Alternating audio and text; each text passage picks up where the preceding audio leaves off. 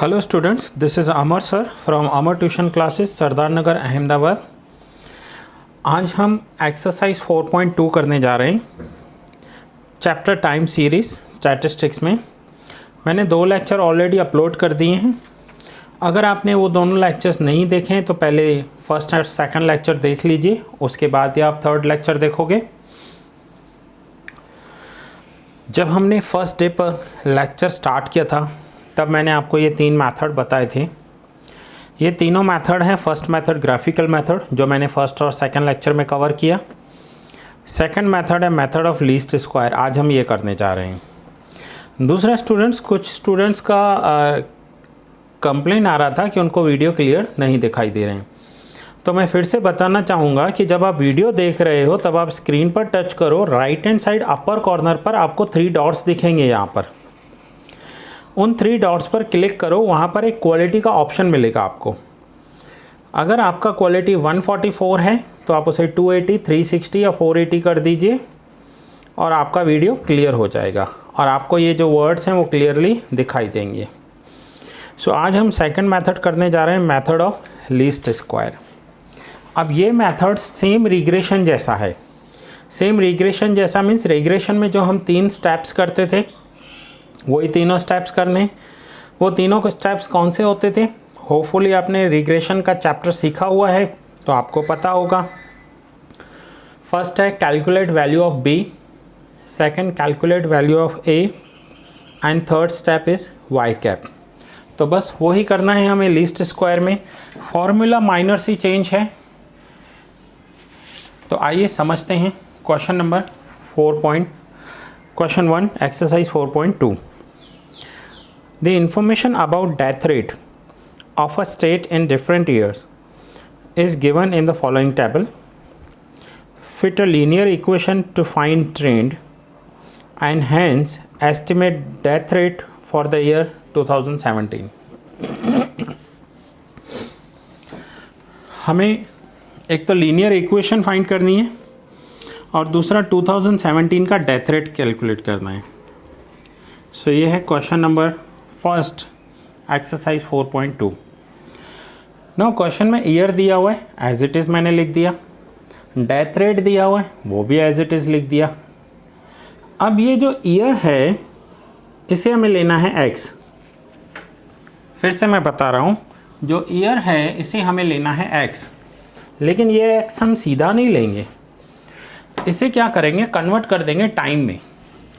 तो जैसे आप रिग्रेशन में करते थे कि फ़र्स्ट वैल्यू एक्स है, मैं यहाँ पेंसिल से लिख रहा हूँ कि हम इसे एक्स लेते थे और इसे हम वाई लेते थे। इसमें भी ऐसा ही करना है। जो पहली वैल्यू होगी वो एक्स होगी, वो हमेशा टाइम होगा। आपने ग्राफ देखा था, जब हम ग्राफ बना रहे थे तो ग्राफ में हम क्या कर रहे थे, हम ऐसा ग्राफ जब बनाते हैं तो ऑन एक्स एक्सिस हमने टाइम लिया था।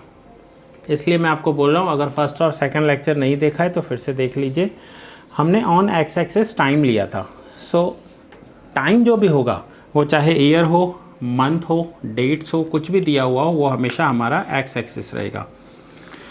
तो यहाँ पर देखिए, पहले मैंने ईयर लिख दिया 2009, 10, 11, 12, 13, 14, 15 और उसमें जो वाई की वैल्यू है वो लिख दी है। अब इस टाइम को आपको लेना है, फर्स्ट ईयर जो है उसे 1 लिखना है, फिर 2010 को सेकंड ईयर, 11 को थर्ड ईयर, 4, 5, 6 एंड 7, ये हमें ईयर ऐसे लिखना है। ये चेंज है लीनियर रिग्रेशन में और टाइम सीरीज़ में। बस आपको एक्स को टाइम में कन्वर्ट कर देना है, जिसे हम टी कहेंगे, और Y as it is same रहेगा, वाई जैसे था। अब लीनियर रिग्रेशन याद कीजिए, सबसे पहला स्टेप हमारा क्या होता था, तो हम यहाँ पर x बार y बार कैलकुलेट करते थे। अब हमने x की जगह तो t लिखा है, t मीन्स टाइम, तो यहाँ पर हम t bar and y bar calculate करेंगे। Now t bar and y bar, तो t बार कैसे कैलकुलेट होगा, सिग्मा t अपॉन n। समझिए मैं लीनियर रिग्रेशन ही कर रहा हूँ, तो यहाँ पर x बार कैलकुलेट करने के लिए सिग्मा x अपॉन n। तो पूरे टाइम सीरीज़ में जहाँ पर भी हम x यूज़ करते थे लीनियर रिग्रेशन में, उसकी जगह अब हमें t यूज़ करना है। तो पहले t का टोटल कर लेते हैं।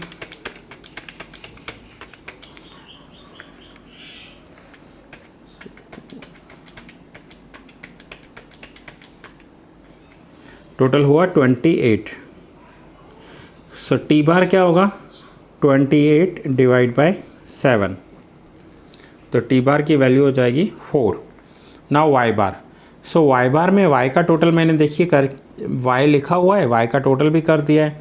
सो Y bar sigma Y upon N, that means 49.9 divide by 7, तो 49.9 डिवाइड बाय 7, तो ये आ जाएगा आपका 7.1। अब देखिए आंसर आ रहा है 7.1285। आपको 2 डिजिट में लिखना है, तो आप 2 डिजिट में क्या करोगे, 7.12 है। अब 12 के बाद बाकी के 2 डिजिट देखेंगे, नेक्स्ट 2 डिजिट, अगर वो 50 या 50 से ज़्यादा है तो यहाँ 13 कर देंगे, तो ये हमारा आंसर हो जाएगा 7.13। अब टी बार वाई बार निकल गया। अब नेक्स्ट हमें क्या कैलकुलेट करना होता था लीनियर रिग्रेशन में, तो हम बी कैलकुलेट करते थे। फर्स्ट स्टेप हमारा होता था कैलकुलेट वैल्यू ऑफ बी। तो बी के लिए जो फॉर्मूला था वही फॉर्मूला मैंने लिखा है। डिफरेंस कहाँ पर आ रहा है फॉर्मूला में, वहाँ पर x लिखते थे, यहाँ t लिखना है। तो फॉर्मूला है n sigma T Y minus sigma T sigma Y upon n sigma T square minus sigma T whole square. ये वही रिग्रेशन का फॉर्मूला है, सिर्फ हम x की जगह t लिख रहे हैं, क्योंकि यहाँ हमने x को t में कन्वर्ट कर दिया है। तो इसके लिए हमें कौन से कॉलम बनाने होंगे, तो अगर लीनियर रिग्रेशन में आप बनाते थे तो x स्क्वायर, उसकी जगह यहाँ हो जाएगा टी स्क्वायर। फिर बनाते थे एक्स वाई, तो यहाँ हो जाएगा टी वाई। तो अब टी स्क्वायर कर लेते हैं। So T square 1 square 1, 4, 9, 16, 25, 36 and 49, ये हो गया टी स्क्वायर। और फिर इसका टोटल करेंगे। फिर उसके बाद हमें क्या करना है, टी और वाई को मल्टीप्लाई करना है। सो टी और वाई को मल्टीप्लाई कर लेते हैं। सो 7.6 इंटू 1 7.6, 6.9 इंटू 2, तो मैं ये कर लेता हूँ। सो एक बार टोटल चेक कर लेते हैं हम। 1, 4, 9, 16, 25, 36 एंड 49, 140 बराबर है 7.6।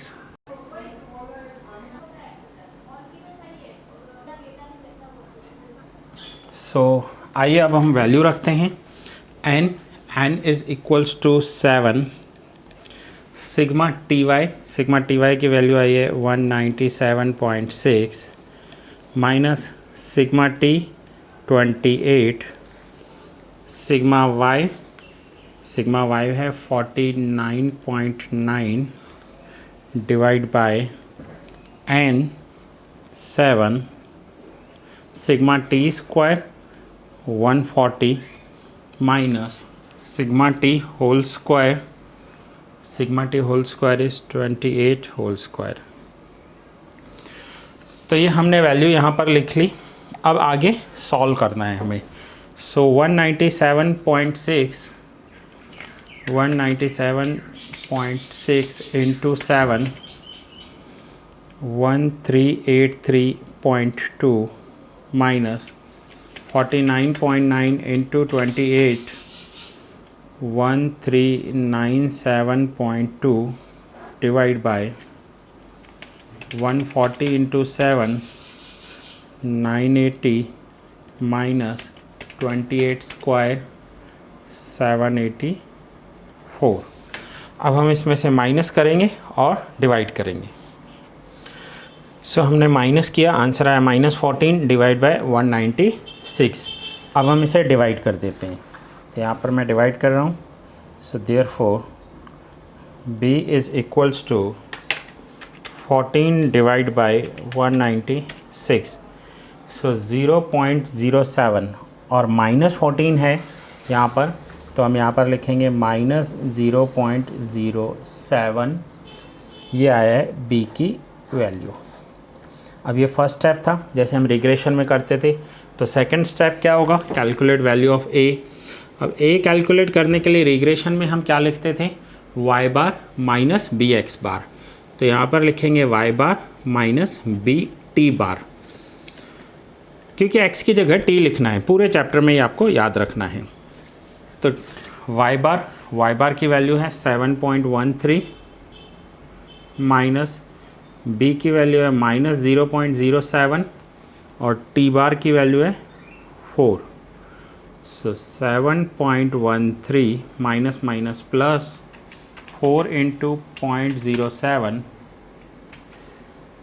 तो ये हो जाएगा 0.28 और प्लस करेंगे 7.13, तो ये हो जाएगा 7.41। ये हो जाएगी a की वैल्यू, ये है a। So first calculate value of b then a और उसके बाद है y cap is equals to a plus bx। ये था फॉर्मूला हमारा रिग्रेशन का। अब यहाँ पर क्या करेंगे, x की जगह क्या करना है हमें, हमारा y कैप क्या हो जाएगा, ये रिग्रेशन का फॉर्मूला है, ये रिग्रेशन है। तो यहाँ पर हो जाएगा y cap is equals to a plus B T, T means time जो भी हमने लिया है।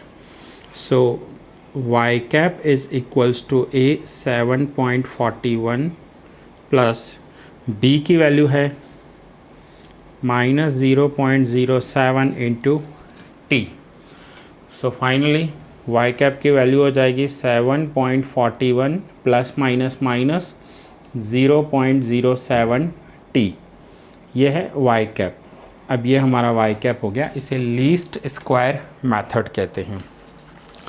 अब इसके बाद इन्होंने क्या कहा है क्वेश्चन में, देखो, fit a linear equation to find trend and hence estimate the death rate for the year 2017। अब 2017 का डेथ रेट कैलकुलेट करना है, तो वो कैसे कैलकुलेट करेंगे। तो यहाँ पर देखिए, हमने 2009 को 1 लिया, 10 को 2 लिया, ऐसे करते हमने 15 को क्या लिया था 7। सो 2015 को हमने 7th ईयर लिया था। तो अब आ जाइए 2017 करना है। तो 2015 को अगर हमने 7th ईयर लिया है तो 2016 क्या हो जाएगा, 8th ईयर हो जाएगा हमारा, 2016 8th ईयर, एंड 2017 जो हो जाएगा वो हमारा 9th ईयर हो जाएगा। तो अब हमें 9th ईयर के लिए कैलकुलेट करना है। तो यहाँ पर हमें t की वैल्यू जो है वो 9 लेनी होगी। ये आप एस्टिमेट करने के लिए यूज़ करते थे ये स्टेप। तो यहाँ पर हम लिखेंगे when t is equals to 9 y cap how much. So y cap का वैल्यू होगा 7.41 minus 0.07 into T that means 9। तो आंसर आ जाएगा 7.41 माइनस 0.07 इंटू 9 0.63 एंड 7.41 में से अगर हम इसे माइनस करें तो 6.78। तो 2017 में जो डेथ रेट इन्होंने पूछा हुआ है वो डेथ रेट हो जाएगा 6.78। तो ये था लीस्ट स्क्वायर मेथड जो हमने एक्सरसाइज 4.2 में किया, क्वेश्चन नंबर 1। अब ये मैंने आपको सॉल्व कर कर दिखाया है। इसके बाद सेकंड क्वेश्चन मैं आपको एक्सप्लेन कर रहा हूँ। Now friends, second question start करने से पहले मैं कुछ आपको आज अनाउंस करने वाला हूँ कि ये जो हमारे यूट्यूब पर लेक्चर आते हैं, बहुत ही जल्दी हमारा ऐप आने वाला है। मैं आपको एक ऐप दूंगा और वो ऐप आपको डाउनलोड करनी होगी और उसी ऐप पर आपको अब सारे वीडियोस दिखेंगे। तो ये आपके डेमो लेक्चर्स थे जिसमें मैंने 3 चैप्टर कवर किए, linear correlation, linear regression and time series. अब इसके बाद आपको हमारे साथ मीन्स अमर ट्यूशन क्लासेस के साथ कंटिन्यू रहना है और हमारे वीडियोस रेगुलर देखने हैं, तो आपको वो ऐप डाउनलोड करनी होगी। उस ऐप को डाउनलोड करने का प्रोसीजर क्या होगा वो मैं आपको बताऊंगा। आप मुझे कॉल कर सकते हैं मेरे नंबर पर। नंबर आपको डिस्क्रिप्शन में भी मिल जाएगा, इस वीडियो के डिस्क्रिप्शन में भी अवेलेबल है। और ऑलरेडी मैंने सबको बता दिया है कि मेरा नंबर आप सबके पास होगा 9712342616। आप इस नंबर पर कॉल कीजिए, मैं आपको बताऊंगा ऐप कैसे डाउनलोड करनी है। और आपको ऐप से वीडियो कैसे देखने हैं ये टाइम सीरीज़ मैं यूट्यूब पर ही भेजूँगा। इसके बाद के सारे वीडियोस और अकाउंट्स हमारा ऐप पर आएगा और ऐप पर जिन स्टूडेंट्स ने हमारे पास एडमिशन लिया है उन्हीं स्टूडेंट्स को ऐप डाउनलोड करने का एक्सेस मिलेगा। So now question number 2 start कर रहे हैं। सो क्वेश्चन नंबर 2 में देखिए क्या है। The data about cost inflation index CII declared by the central government as follows. The year 81-82 is the base for this index. Find the estimate of this index for the year 15-16 by fitting linear equation to these data. Linear equation that means ये जो हम calculate करते हैं इसे linear equation बोलते हैं। यही हमने लीनियर रिग्रेशन में भी सीखा था। सो अब देखिए मैंने क्वेश्चन आपके सामने लिख दिया है। क्वेश्चन में ईयर दिया हुआ है, टाइम मैंने सेकंड कॉलम लिया है और फिर वाई यहाँ पर लिया है। जबकि फर्स्ट सम में हमने क्या किया था, हमने ईयर लिया था, वाई लिया था और टाइम मैंने क्या लिया था, इसे फर्स्ट ले लिया था। तो सेकंड क्वेश्चन में सिर्फ मैंने इसे आगे पीछे लिखा है और कुछ भी नहीं किया है। मीनिंग वही है, आपको ईयर लिखना है, उसके बाद वाई लिखना है, ईयर को टाइम में कन्वर्ट कर देना है। सो हमारा टाइम क्या हो जाएगा, तो जो पहले हमने सम किया था फर्स्ट सम, उसमें ईयर सीधा दिया हुआ था 9, 10, 11, 12, 13। इसमें ईयर ऐसा दिया हुआ है 7, 8। जो फाइनेंशियल ईयर होते हैं जैसे अप्रैल से स्टार्ट होते हैं मार्च में पूरे होते हैं तो उन्हें 7, 8 ऐसा लिखा जाता है। हमें वो नहीं देखना है, हमें टाइम में क्या करना है, first year, second, third, 4, 5, 6, 7 and 8। तो एन क्या हो जाएगा इसमें, 8, नंबर ऑफ ईयर्स 8।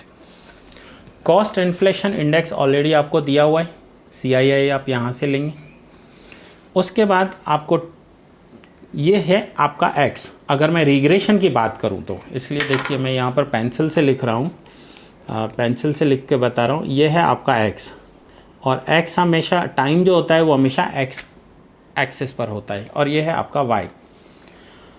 नेक्स्ट आपके स्टेप्स होंगे x² and x into Y. तो टाइम सीरीज़ में हो जाएंगे t² and t into Y. जितनी भी आगे फॉर्मूला होगी, जहाँ जहाँ हम x यूज़ करते थे रिग्रेशन में, वहाँ पर हमें t यूज़ करना है। ये समझ लो कि रिग्रेशन चैप्टर और ये जो लीस्ट स्क्वायर मेथड है ये दोनों अब भाई हैं। वहाँ पर x यूज़ करना है, यहाँ t यूज़ करना है, इतना फ़र्क है। तो उसके बाद आपको t बार निकालना है, y बार निकालना है और 3 स्टेप्स करने हैं। तीनों स्टेप्स आप कौन से कैलकुलेट करोगे, value of b, value of a and y cap. तो ये सम जो सेकंड क्वेश्चन है ये मैं आपको होमवर्क में दे रहा हूँ करने के लिए, ये आप होमवर्क में करोगे सेकंड क्वेश्चन, ठीक है। सो फर्स्ट हमने किया, सेकंड मैंने आपको होमवर्क में दिया। फिर से बता रहा हूँ, ईयर को मैंने टी में कन्वर्ट कर दिया है, टी कर दिया है। अब जहाँ जहाँ क्वेश्चन में एक्स यूज़ करते थे, फार्मूला में एक्स यूज़ करते थे, रिग्रेशन में वहाँ टी यूज़ करना है। Calculate value of B, calculate value of A and Y cap. अब वाई कैप कैलकुलेट करने के बाद हम देखेंगे इन्होंने कुछ एस्टिमेट करने के लिए दिया है क्या। जैसे फर्स्ट क्वेश्चन में था, find the estimate of this index for the year 15-16। 15-16, अब 15-16 क्या हो जाएगा, आप देखिए यहाँ पर 14-15 तक दिया हुआ है जो 8 है, तो 15-16 आपका 9 हो जाएगा। तो जब आप कैलकुलेट करोगे वाई कैप तो वहाँ पर टी जो लोगे वो 9 लोगे। तो पहले आपको बी कैलकुलेट करना है। आंसर्स आपको दिए हुए हैं, फिर भी होपफुली मैं आपको बता देता हूँ आंसर्स क्या आएंगे आपके क्वेश्चन सेकंड में। तो आपका जो बी का आंसर है वो आना चाहिए 69.4। 69.4 आपका आंसर आएगा बी। उसके बाद जब आप ए कैलकुलेट करोगे, A equals to Y bar minus B T bar, Y bar minus B T bar, तो आपका ए का जो आंसर आएगा वो होगा 447.2। देन आप वाई कैप कैलकुलेट करोगे, Y cap is equals to A plus B T. So Y cap is equals to, A की वैल्यू आई है 447.2 प्लस बी का वैल्यू आया था 60, ये रहा 69.4। और अब आपको एस्टिमेट करना है, क्या एस्टिमेट करना है? For the year 15-16। तो मैं यहाँ पर लिख रहा हूँ for the year 15-16 that means t is equals to, अब यहाँ पर 14-15 तक देखो t की वैल्यू क्या है 8, तो यहाँ पर t हो जाएगा 9। t equals to 9 then Y cap how much, ये आपको कैलकुलेट करना है। और ये जो आपका आंसर आएगा वो आएगा 1071.8 वाई कैप। तो ये हैं आपके आंसर्स। आप ये सम खुद होमवर्क में ट्राई करोगे।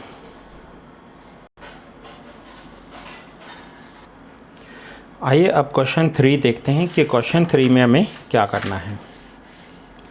सो क्वेश्चन 3 में same as it is question है, क्वेश्चन भी आपके सामने है। मैं क्वेश्चन रीड कर रहा हूँ, फिर यहाँ पर आपको बता रहा हूँ करना क्या है। The number of two wheelers registered in 1000 in a city in different years is as follows. Use the method of fitting linear equation to these data to obtain the estimates for the number of vehicles registered in the year 2016. एक तो estimate करना है 2016 and 17 के लिए। That means पहले आपको तीनों steps करने हैं, calculate value of B, calculate value of A and Y cap. ये तीनों करोगे आप। ये तीनों करने के बाद 16 और 17 का आप एस्टिमेट कर दिखाओगे। फिर लिखा हुआ है also find the trend value for each year. हर एक ईयर के लिए ट्रेंड वैल्यू कैलकुलेट करनी है, each year. So each year के लिए ट्रेंड वैल्यू कैसे कैलकुलेट करेंगे? तो सेम मेथड है। पहले हमने ईयर लिखा है, मैंने ईयर लिखा है, फिर मैं उसे टाइम में कन्वर्ट करूँगा। अब इस ईयर को मैं टाइम में कन्वर्ट करूँगा तो जो फर्स्ट ईयर है 2010 उसे मैं लिखूँगा 1, 2, 3, 4, 5, 6 और उसके बाद जो y के वैल्यूज़ लिखे हुए हैं मुझे वो लिखने हैं। y के वैल्यूज़ लिखने के बाद टी स्क्वायर कैलकुलेट करोगे, टी स्क्वायर कैलकुलेट करने के बाद t इंटू वाई कैलकुलेट करोगे। तो ये तीनों स्टेप्स आपको करने हैं। पहले b कैलकुलेट कर लो, मैं आपको आंसर यहाँ बता देता हूँ। और b कैलकुलेट करने के बाद आपको पता है कि सबसे पहले हमें t बार y बार तो कैलकुलेट करना ही होगा, नहीं तो b तो कैलकुलेट ही नहीं होगा। तो पहले b कैलकुलेट कर लो और मैं यहाँ आंसर दे देता हूँ आपको क्या आएंगे। ओके, सो देखिए मैंने b का आपका आंसर लिख दिया है, a की वैल्यू भी लिख दी और y कैप की वैल्यू भी लिख दी। ये एक्सरसाइज 4.2 आंसर्स आपको पीछे भी मिल जाएंगे, बुक में दिए हुए होंगे। अब इस आंसर में देखिए कि यहाँ पर फर्स्ट और सेकंड क्वेश्चन का तो आंसर जैसे हमने निकाला वही दिया हुआ है, और यहाँ पर थर्ड में क्या दिया हुआ है, b की वैल्यू है, y कैप दिया हुआ है 57.12 प्लस 9.06 t। अब हमें 16 और 17 के लिए एस्टिमेट करना है। तो यहाँ पर 15 की वैल्यू क्या है 6, तो 16 की वैल्यू क्या लिखोगे आप यहाँ पर t 7। तो आपको क्या एस्टिमेट करना होगा ये स्टेप्स करने के बाद, when t is equals to 7 y cap how much, एक ये कैलकुलेट करना है। दूसरा फिर से दूसरी बार कैलकुलेट करोगे when t is equals to 8 y cap how much. अब ये तो आपका कैलकुलेट हो गया, इतना आपने कर लिया। अब क्वेश्चन में एक्स्ट्रा क्या पूछा हुआ था, तो यहाँ पर देखिए एक्स्ट्रा एक वैल्यू पूछी हुई है, also find the trend value for each year. यहाँ पर मैं अंडरलाइन कर रहा हूँ, also find the trend value of each year. तो ट्रेंड वैल्यू क्या होगी, तो यहाँ पर हम लास्ट कॉलम एक बनाएंगे ट्रेंड वैल्यू, ट्रेंड वैल्यूज़। और ट्रेंड वैल्यूज़ में हम जो हमारा वाई कैप आया है वही लिखेंगे 57.12 प्लस 9.06 टी। अब ट्रेंड वैल्यू कैसे कैलकुलेट करनी है, आपको अलग से करना होगा। यहाँ पर पहले इस इक्वेशन में Y cap equals to 57 plus 9.06 T, तो यहाँ पर टाइम ये ले लीजिए आप ट्रेंड वैल्यू में 1, तो यहाँ पर टी की वैल्यू 1 ले लीजिए। तो देखिए मैं यहाँ लिख रहा हूँ when t equals to 1 y how much. तो इसी इक्वेशन में 57.12 प्लस 9.06t, अब 57.12 प्लस 9.06 t की वैल्यू मैं 1 ले रहा हूँ, 1 से मल्टीप्लाई करूँगा तो 57.12 प्लस 9.06 इंटू 1, 9.06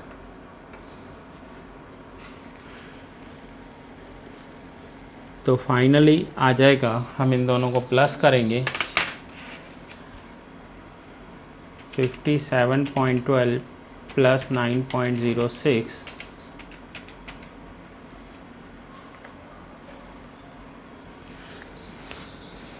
तो ये आंसर आ रहा है 66.18। तो ये आपको यहाँ पर लिखना है 66.18, ये इसका आंसर है। ट्रेंड वैल्यूज़ हैं ये।